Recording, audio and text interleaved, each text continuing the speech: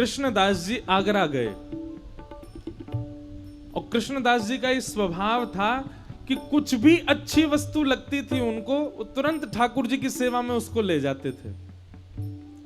जैसे हमारा स्वरूप स्वभाव क्या है, हमें कोई भी वस्तु अच्छी लगती है, कपड़ा अच्छा लग रहा है, खरीद लो, इससे हम अपने कुर्ता बनवाएंगे।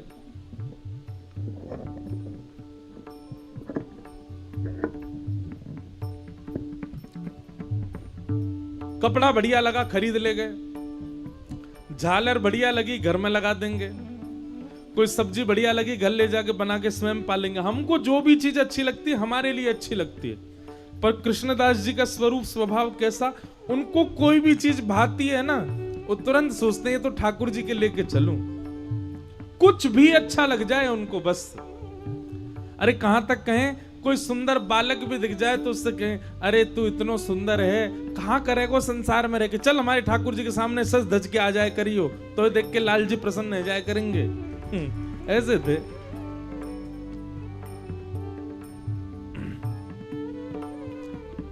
हम पहले बंबई गए थे गायक बनने के लिए। जब हम 9वीं कक्षा में थे, 9वीं पास कर ली थी, उसके बाद हम बंबई चले गए। मैंने कि हम तो गायक बनेंगे, पिक्चरों में गायक करेंगे, अभी से लगेंगे तो बड़े होकर के गायक बन जाएंगे। हमारे नाना जी पंडित श्री कृष्णलाल शास्त्री जी, उन्होंने हमसे कहा, वो लाला जे दुनिया बड़ी बेकार है, तो आज अपनी वाणी से या को रिझावे को तो रीझ जाएगी, कल तोते बढ़िया गावे वारो आगो तो सब रिवाती रीझ जाएंगे। मैंने कि नाना जी तो कहा करूं? बोले ऐसे को रिझा जो तोते हरदम रीझो रहेगो। बोले ऐसा तो केवल दुनिया बनावे वारो परमात्मा है। तो कु गरो दियो ठाकुर जी ने, तेरे पास स्वर दियो ठाकुर जी ने, तो वाह स्वर ते कथा गाना, अपने पिताजी की व्यासपीठ संभालना। हमारे नाना जी ने हमको फिर इस मार्ग में लगा दिया। पूज्य गुरुदेव भगवान पिताजी महाराज की कृपा से आज कथा सुना रहे। तो कृष्णदास जी का यही स्वभाव था, कुछ भी चीज प्रिय लगती थी ठाकुर जी को अर्पित कर देते थे। एक बार आगरा गए तो आगरा में बड़ी सुंदर स्वर सुनाई दिया। पीछे पीछे गली मोहल्ले कूचों में जाकर के देखा कौन गा रहा है। तभी देखा कि महाराज 20-25 लोग मसनद लगाए बैठे हैं चारों ओर, और बीच में एक सुंदर सी अप्सरा नगर वैश्या वो गा रही थी, और लोग बाग उस पर धन लुटा रहे हैं। आहा वाह क्या गा रही हो। कृष्णदास जी ने जब उसका स्वर सुना तो मन में विचार करने लगे, इन पामर जीवों के लिए गा रही है, यदि इस स्वर का प्रयोग हमारे श्रीनाथ जी के आगे कर दे तो श्रीनाथ जी प्रसन्न हो जाएं। ये तो धन लुटा रहे हैं, पर श्रीनाथ जी प्रसन्न हो गए तो खुद को लुटा देंगे, कृपा लुटा देंगे। कृष्णदास जी बोले, लेकिन इसको लेके कैसे जाऊं, ये तो वैश्या है, इसकी स्वयं की आसक्ति है इन प्रेमियों में। तभी कृष्णदास जी ने देखा कि जो ज्यादा धन लुटाता वैश्या उसकी तरफ चली जाती। कृष्णदास जी बोले, अच्छा ज्यादा धन का लोभ है इसको।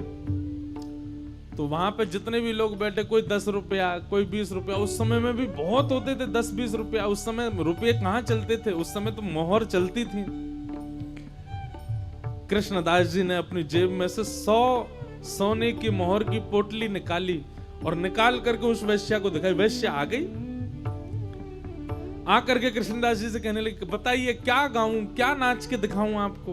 कृष्णदास जी बोले, मुझे नहीं देखना, मेरे सेठ जी हैं, उनको दिखावे चल। ये तो तोकू पहली आज की भाषा में कहें तो एडवांस दे रहे हैं हम।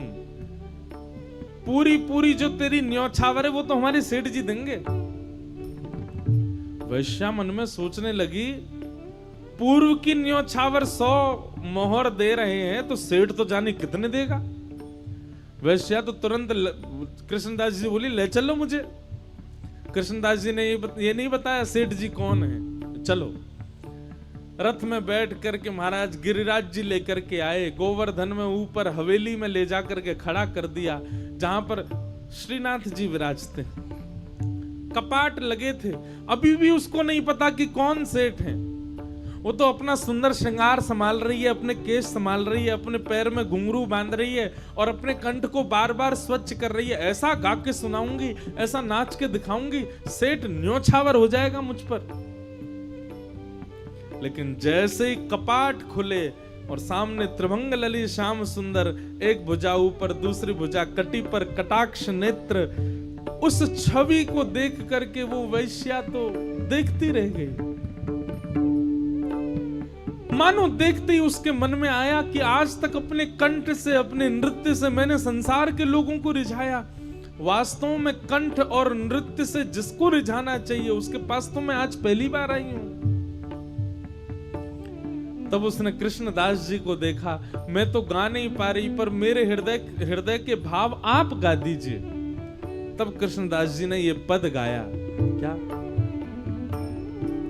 गिरधर छवि पे अटक्यो मेरो मन, गिरधर छवि पे अटक्यो मेरो, गिरधर छवि पे अटक्यो मेरो मन, गिरधर छवि पे अटक्यो मेरो मन, ललित त्रिभंगी चाल पे चल के, ललित त्रिभंगी चाल पे चल के, चिबुक चारू गड़े ठट क्यों मेरो मन, चारू गड़े ठट क्यों मेरो मन, गिरधर छवि पे अटक्यो मेरो मन, गिरधर छवि पे अटक्यो मेरो मन, सजल श्याम घन वरण लीन है, सजल श्याम घन वरण लीन है, फिर चित अनंत न भटक्यो मेरो मन, फिर चित अनंत न भटक्यो मेरो मन, गिरधर छवि पे अटक्यो मेरो मन, गिरधर छवि पे अटक्यो मेरो मन, गिरधर छवि पे अटक्यो मेरो मन, गिरधर छवि पे अटक्यो। कृष्णदास किए प्राण न्युछावर, कृष्णदास किए प्राण न्युछावर, यह तन जग सिर पट क्यों मेरो मन, यह तन जग सिर पट क्यों मेरो मन, यह तन जग सिर पट क्यों मेरो मन, यह तन जग सिर पट क्यों मेरो मन, गिरधर छवि पे अटक्यो मेरो मन, गिरधर छवि पे अटक्यो मेरो मन, गिरधर छवि पे अटक्यो मेरो मन, गिरधर छवि पे अटक्यो। भैया जादना आपको ठाकुर जी दिख गए, वादना कहा होएगो न ध्यान ते सुनियो। फिर आप अपने नेत्रन से कोई और को देखना ही नहीं चाहोगे। सबसे पहला काम ठाकुर जी दिख गए तो फिर यही है जाएगा कि नेत्र मूंद के बैठे रहोगे और कोई सुहावे कोई ना।